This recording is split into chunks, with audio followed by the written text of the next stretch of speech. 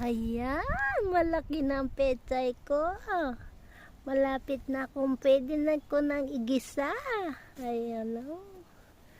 Ayan, nakakatuwa naman ang pechay ko.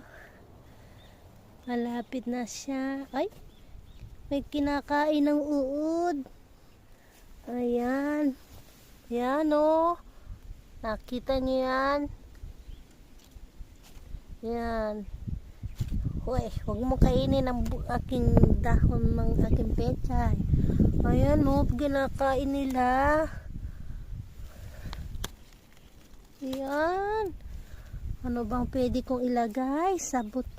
Ayan, kinakain nila yung dahon ng aking pechay. Ay, ano kayang ilalagay kong gamot? Aba, nasa gitna pa siya. Oh, tinitira yung malambot.